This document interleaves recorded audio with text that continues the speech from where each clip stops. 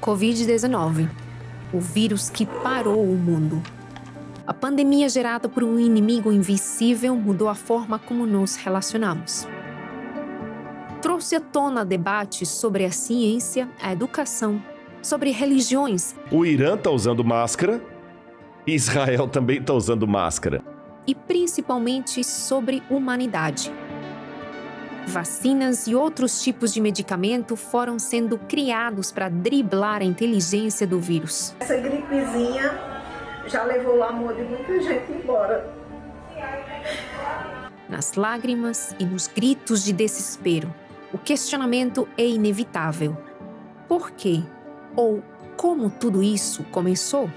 No último episódio da nossa série sobre o ataque invisível, vamos um pouco além da ciência. Há séculos, para a sociedade, não basta só uma explicação material. Essa busca por sentido nos acontecimentos é algo que podemos observar ao longo da nossa história. Por isso, eu vou olhar um pouco mais para a teologia e para a filosofia para saber se existe uma resposta para essa e tantas outras pandemias, ou se, na verdade, elas abrem caminho para mais questionamentos.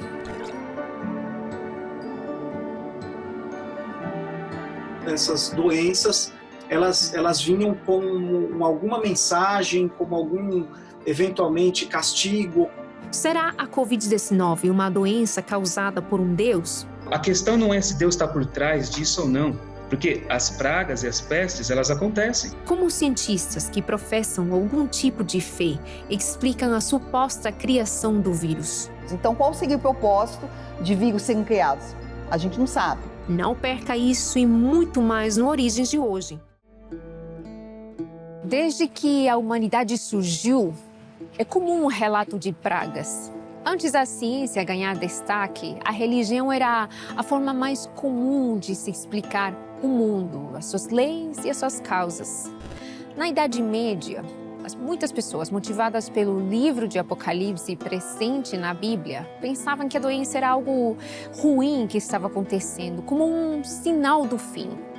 A exemplo disso, temos a epidemia da peste bubônica, causada por uma bactéria presente em pulgas e que dizimou quase metade da população europeia.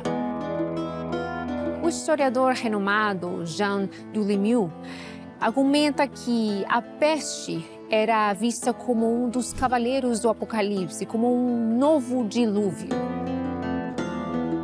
Antes da ciência moderna e de todo o alicerce que foi sendo construído em volta dela, como se explicavam as pragas? A gente percebe na antiguidade que já havia uma percepção de que as doenças elas eram adquiridas a partir do contato com pessoas que estavam doentes. Então, havia essa percepção e por isso se falava em isolamento, em impedir o acesso a algumas regiões e tudo mais. De qualquer maneira, durante toda a antiguidade, prevalece a ideia mesmo de que essas doenças elas vinham com alguma mensagem, como algum, eventualmente, castigo, como um sinal, né? Ao longo de toda a história cristã, a gente percebe aquela esperança e a perspectiva mesmo a respeito da volta de Jesus, a respeito do fim dos tempos. Isso esteve muito presente em toda a história cristã e esses momentos de crise, eles serviam também para que as pessoas fortalecessem sua fé, firmassem sua esperança também. Do alto aqui do prédio eu consigo ver as pessoas caminhando pela cidade, mas obviamente sou incapaz de intervir. Já para quem acredita em uma ou mais figuras divinas, crer que ele também está acima de todos nós e que tem um poder para intervir quando considerar necessário. Mas aí que está um questionamento. Como conciliar essa visão de uma figura bondosa que nos ama com um vírus que tem tirado tantas vidas? A questão não é se Deus está por trás disso ou não, porque as pragas e as pestes, elas acontecem. Bom, por isso eu resolvi conversar com o pastor adventista Marcelo Rezende.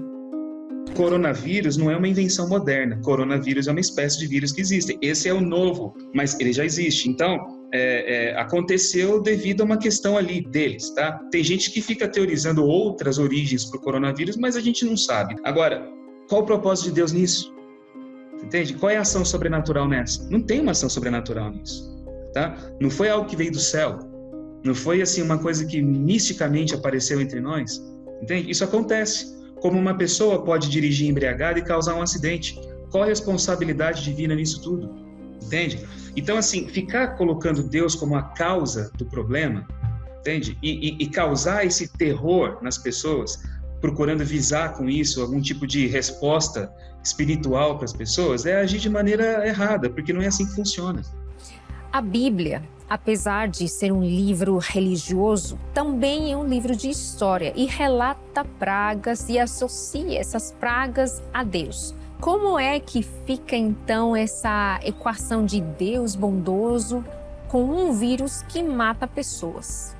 Quando você lê o Antigo Testamento, você vê realmente muitas narrativas de praga, de guerras, e Deus ele é colocado como o agente de muitas delas, porque Ele é o soberano, Ele é o todo-poderoso. E dentro da própria cultura do povo de Israel, do Antigo Testamento, Deus ele é visto como a causa última de todas as coisas. Não assim como uma teologia em si, mas como uma própria forma de se referir. Muitas vezes você vê na Bíblia dizendo assim, Deus, no livro de Isaías, ele fala, eu crio o mal e crio o bem, eu faço a luz e as trevas. Aí você lê um texto desse com a ótica nossa moderna hoje, então você pensa o seguinte, quer dizer que Deus ele é o soberano, está por trás de todas as coisas. Então se existe um Deus assim, e é por isso que muitos vão questionar a existência desse Deus. Se existe esse Deus, ele não é amor, ele não é justiça, ele não é bondade, porque se tudo isso vem dele de maneira arbitrária, então ele é um Deus que está jogando ali de acordo com o seu humor com a humanidade. Né? Por que nós vemos então pragas no Antigo Testamento e por que nós vemos essas realidades na Bíblia? Então, assim, como o homem de 4.000 anos atrás entende Deus? Como ele expressa Deus? Como ele vai verbalizar aquilo dentro da experiência dele, da cultura dele, entende? Nós podemos acreditar na inspiração divina, na forma como Deus se revela àqueles que receberam esse conteúdo, mas a gente não pode descartar a própria forma social de entender Deus e de viver aquilo naqueles dias. E a Bíblia, ela traz isso, ela traz a revelação divina, mas a forma como essa revelação é compreendida e a maneira como ela é revelada dentro de uma determinada cultura e de uma época.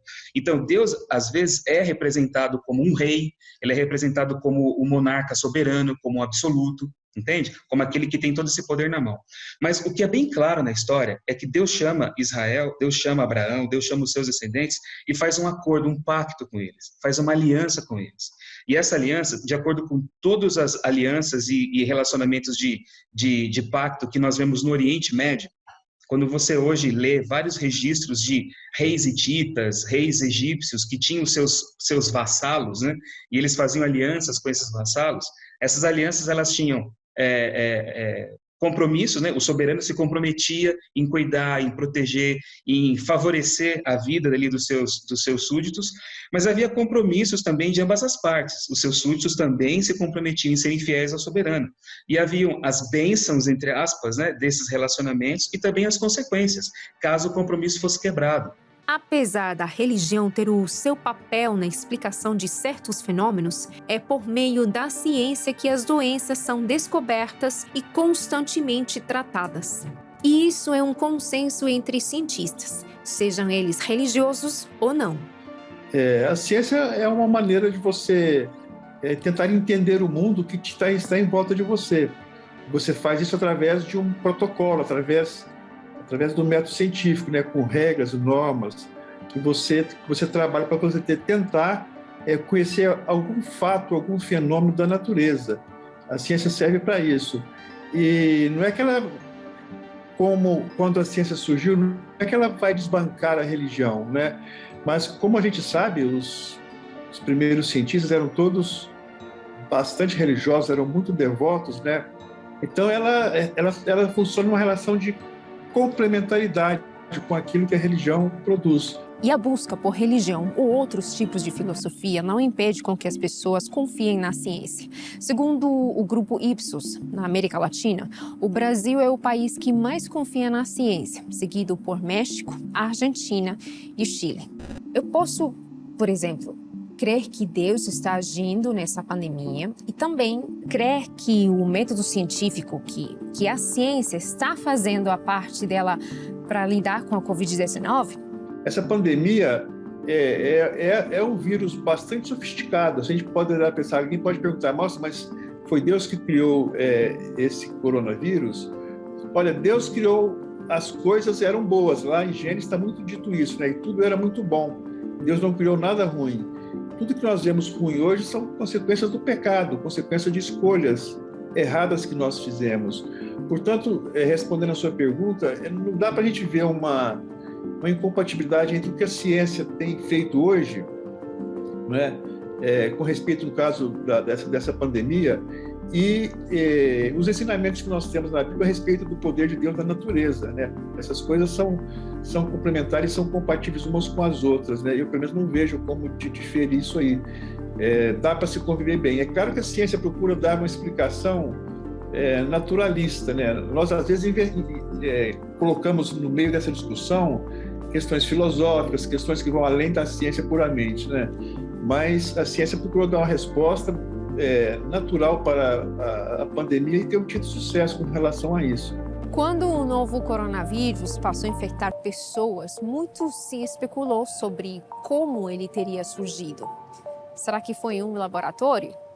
Será que Deus o criou? Ou simplesmente ele surgiu de uma mutação e por um acaso deixou de infectar somente animais para infectar humanos também? Humanamente falando, é difícil saber e a ciência também carece de certas informações para explicar isso. No entanto, me parece claro que essa curiosidade está relacionada à nossa curiosidade em ter uma explicação para algo que talvez seja inexplicável.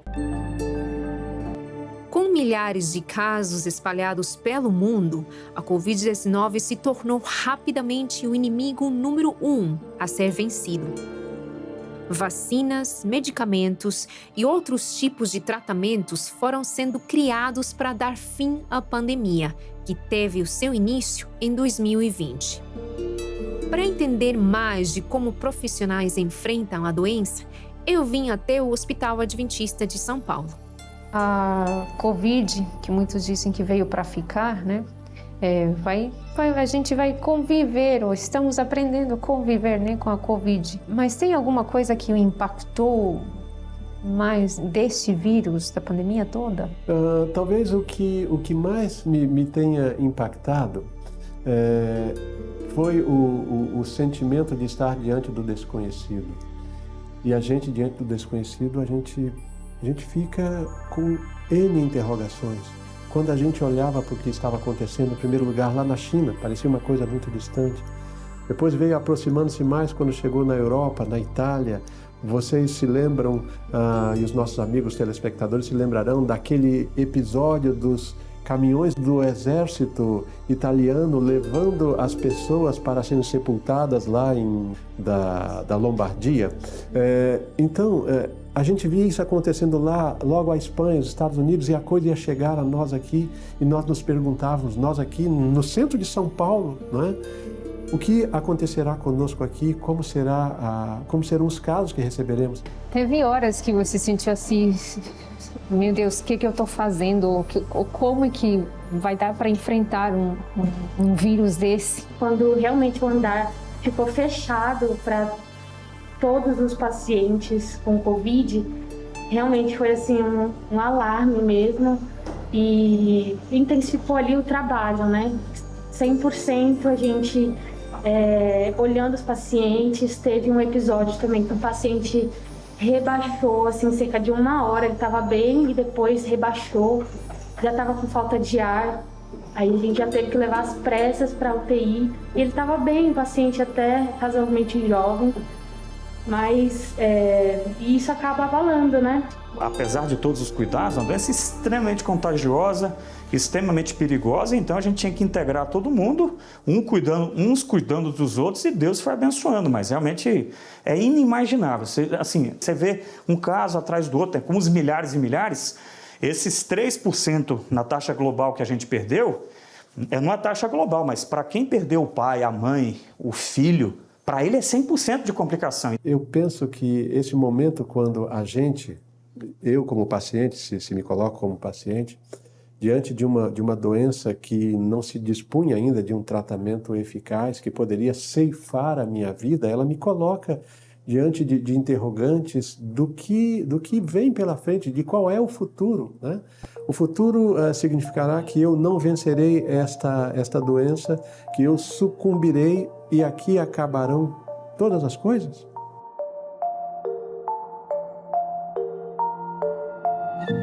A fé é um instrumento interessante. Ela pode ser usada como uma ferramenta de cura.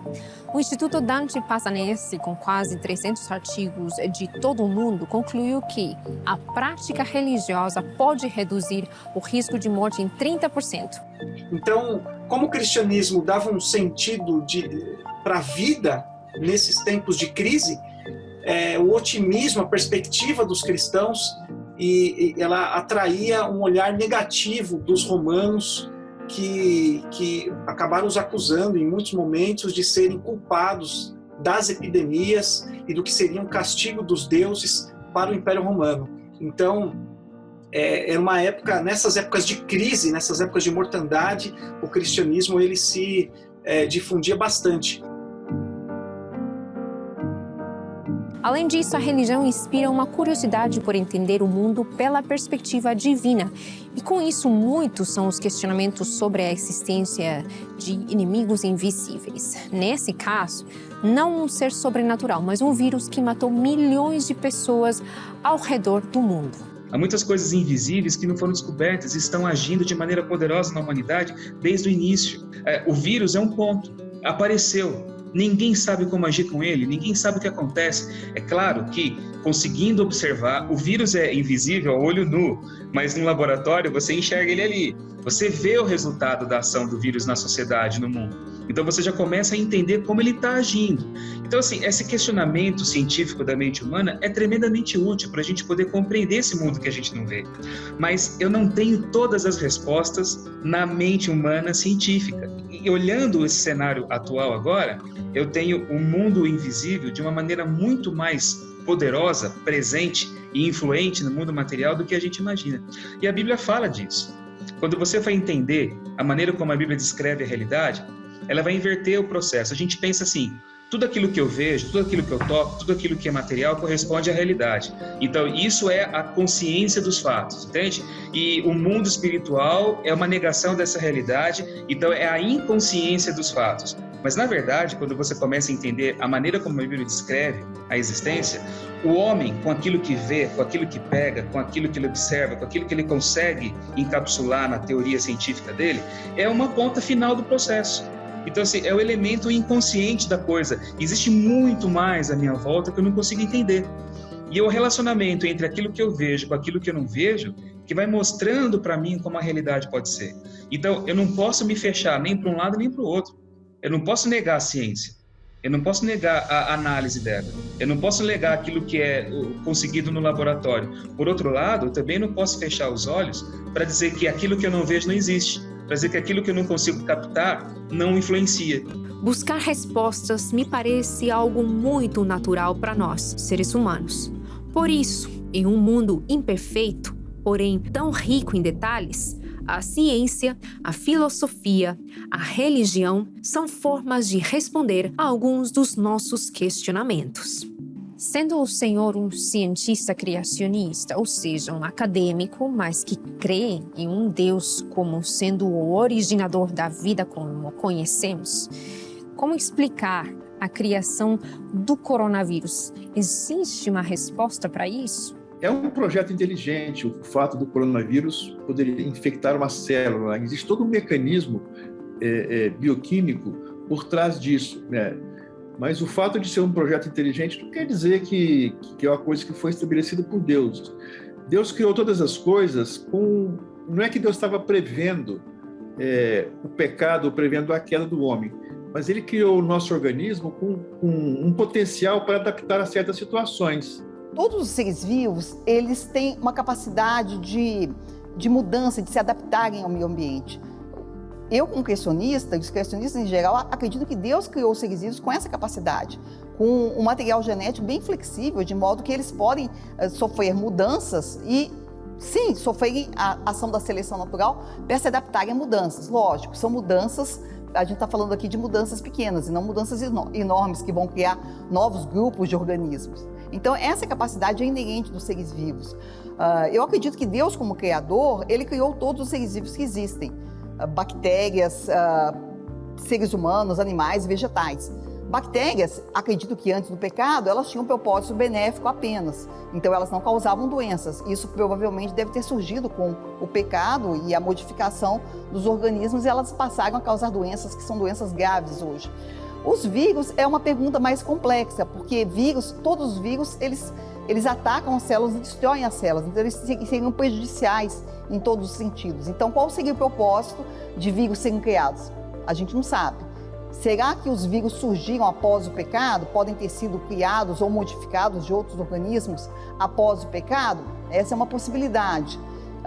Mas realmente não dá para a gente entender dentro de um quadro geral de um criador fazendo um ambiente perfeito, qual que seria o papel dos vírus nesse ambiente. Não com o nosso conhecimento, porque também a gente não conhece todas as coisas. Pode ser que no passado esses organismos tivessem um papel que a gente realmente desconhece hoje em dia.